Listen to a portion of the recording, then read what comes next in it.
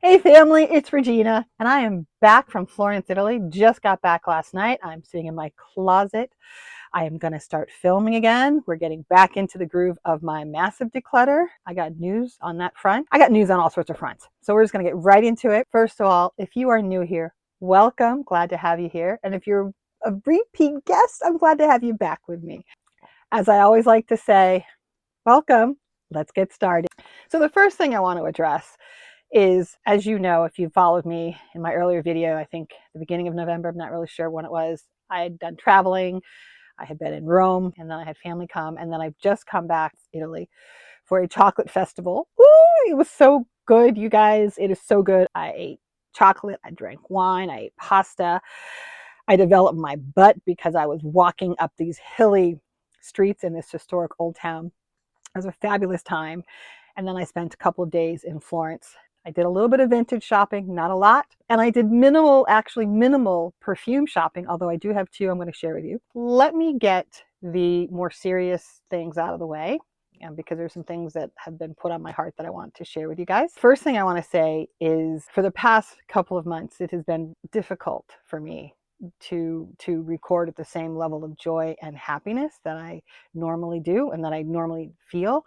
And a lot of that was due to all of the pain and suffering worldwide in October. And I don't need to remind any of us about the horrific flooding that we had here in the US, followed by hurricanes and tornadoes, wildfires on the West Coast, followed by horrific flooding in Europe. The level of pain and suffering that people were experiencing just hit me. It made it very difficult for me to want to get on here and talk about perfumes, because for me, this is such a pleasure and such a luxury hobby that it was just hard for me to come on here and talk about fragrances when all I could think about were the people who'd lost everything. So it's taken me a little while to get back in that groove of wanting to share, because part of me was thinking, well, it's entertainment. Maybe people could use this. And maybe that's true, but there were so many other great influencers and creators out there that I didn't feel that I would really be missed. And I felt I needed to sort of get my heart and my mind in the right place. And I think I have, because as much as I hurt for them, there's nothing I can do other than what I've already done, which is donate to rescue efforts and etc. However, since I am getting rid of so many perfumes, and I am, trust me, and you'll find out more in a minute, but because I am, then I felt like the least I can do, if you or someone who lost their perfumes in any of these situations and they are starting to rebuild, please reach out to me, because I would love to be able to gift perfumes to someone who's restarting her collection. I would just love to be able to do that, and that would make me at least feel I was contributing something in this great hobby that we all love to someone who could use it. So that was one, and I felt disingenuous not saying this to you sooner. I love doing this, but I want to do it in the level that I bring, which is I am a joyful person. I believe in happiness and etc. Blah, blah, blah, blah. You've all heard that before. Secondly, let me go back to my trip and talk to you about my perfumes that I took with me. So let's briefly talk about my time in Italy this past time. So my first stop was Perugia for the chocolate festival, which is fantastic. And then I went to Florence for a couple of days before I flew home. And my reason for going was, one, I love Florence, but two, there is a Salvatore Ferragamo museum, and I love Salvatore Ferragamo. I love his shoes, I love his purses, I love his leather goods. So I had to go to the museum. On the way to the museum, I walked by this perfume store, and some of you who've traveled to Florence may know it, Olfattorio Bar a Parfum. And I hope you guys can see this. This is someplace that I would recommend you go into if you are in Florence and looking for a perfume store. They were fantastic. And what I told her I wanted was, which you're going to laugh, is L'Eau Paupier by Diptyque. It was on my list to get.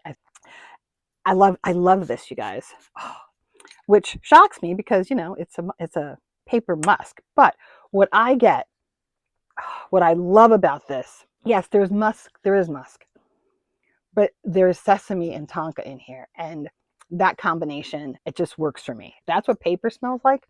I'm into paper. And then I said to her that I wanted something that was Italian. So she pointed to this line called Optico, I believe she said it was. And this is, and I told her yes, it's made in Italy. I told her that I like vanillas. And so she recommended that I get this one called Reunion, because this is vanilla from the Reunion Islands. Let me spray it. To me, this is sweet. It is very similar to so many of the other vanillas I have up there. but it is more in line with Outremer Vanille, which is a very simple, not overly sweet vanilla. I don't get any like caramel in here or toffee. I don't get any candy. I get vanilla. I love it. I took Dries Van Noten's Soie Malkies. Oh my gosh, you guys. It was chilly. It was cool. It was a little overcast and raining. And that chestnut silk cocoa, those three notes worked so well in the cooler weather. Dries Van Noten, definitely the 200 ml refill will be on my list probably in 2026. The other one that I really, really liked was Epico Vanille Charnel. Fantastic chocolate fragrance. And what I had tried to do, honestly, was bring chocolate fragrances, i.e., sort of the theme of going to the Euro Festival. That one, gorgeous. It was strong enough to actually handle being out and about during the day walk. Other one that was also another one was Panettone. Wasn't chocolate, but I thought it fit with it being Italian in Italy. It worked. One that didn't work was Caldo Gourmand, which is up there. I have the bottle and I took a decant. That didn't work for me. I ended up throwing it away. And now I can't remember some of the other ones, but a lot of them didn't work. I really didn't like a lot of the decants that I took, but that's okay because I took Cadlodge Empire Victor. This is a slight lemon gourmand vanilla that just works with my skin chemistry. It lasts on me, especially if I'm layering with something else. But let's talk the wider reason and my level of excitement, because as you know, I had talked about part of going to Italy was to see if I wanted to buy a second home there and eventually at some point retire there. And yes, and 1,000 times yes. My gut had thought that Perugia would be, or Umbria would be the place for me because it's only 2 hours by train from Florence, 2.5 hours from Rome, still within reason of getting to an airport to fly internationally. I fell in love with the landscape of Umbria on the train ride from Florence to Perugia. I fell in love with Perugia. The people are wonderful. And some things happened that only confirmed that the universe and that spirit was actually saying, yes, this is the right decision that you need to do. Everything will be okay. You want to hear? Well, I'll tell you. Okay, I'll tell you a little bit of the story. My question in my mind was, is this where I want to buy a second home? 2, if I do, where would I possibly learn Italian? Here I am wandering around, going to a restaurant for dinner, and this gentleman stops me to say, your backpack is open. We started chatting. Turns out that he was an American. He and his wife had just bought their apartment in Perugia. He confirmed, number one, that Perugia is where I'm meant to have my second home. But also, as in talking, he basically says, oh, and by the way, there's this university that does English, that does Italian classes, blah, blah, blah. Boom. Question number 2 answered. The difficult part in buying a home in Italy is getting a realtor to actually respond to you. And I already knew that. So I was like, okay, what do I have to do? Well, he reaches into his phone, takes my number, he WhatsApps his Italian broker, and the 3 of us are on this WhatsApp conversation. The broker and I are now in communication. He has my details for what I'm looking for. And yeah, it may take a while because of how it works in Italy. They don't have an MLS listing and brokers tend to be more exclusive in their listing. It was so easy to have all these questions just like roll one into the other, and they were just so lovely. And they gave me great recommendations for places to eat. It was just that whole sense of when it's this easy, it's the universe saying it's going to be okay. Keep moving forward. Do what you got to do. Now, you could say, why wouldn't I try to rent there first? And that's a possibility. So that was the big answer of the question. Yes, Perugia is the place, or Umbria is the area that I want to buy my second house. Well, once you open yourself up to the universe, you get answers maybe you didn't plan on. Because the next thing that Spirit put upon my heart was, girl, you are not taking 300 bottles of fragrance to Italy. Which now I'm thinking I will be doing it in spring of next year, as opposed to before I didn't know. But I knew that I wasn't going to take 800 bottles of fragrance for sure anywhere. Now that I'm more secure in where I'm going, Spirit has now said, you're not taking 300. No, that's ridiculous. You're downsizing. You will take 100. Y'all, talk about lighting a fire under my bum. Seriously, I think I'm in the high 500s right now. I haven't actually counted. That was part of what I wanted to do when I came back, was to count, see really where I'm standing and make it easy. Be like, oh, I think I'm like maybe at 590. Yay. Don't quote me. I don't know. That's not true. I don't know. Let's say 600. I'm going to try to get down to 100 by March, April. That leads to a couple of things. One, I will be fire saling a lot of fragrances because they're not going with me. I don't know when I'm going to be moving. Everything in my house basically needs to go. All of which to say that I had put this huge daunting task in front of myself. But it's going to be okay. For you, I say this because one, I got to start posting more. I got to be more ruthless. What I'm going to do is I'm going to actually start color coding my fragrances. I'm going to put little colored dots on them, the ones that are definitive stays, and then there will be the ones that are undotted because those are going to be questionables we got to go through again, and then they're going to be the ones that I'm pretty sure are definitive no's. So it's going to be more interesting on these upcoming videos because I'm going to be brutal. And the second thing that makes it good for you is if you look at my Google Sheets where I'm selling them, I will be reducing price. And the ones that I'm not able to get rid of, if I can't give them to people who possibly are rebuilding a collection, then I'll end up donating them to the women on my job, or I'll just donate them to a shelter. They're not coming with me to Europe.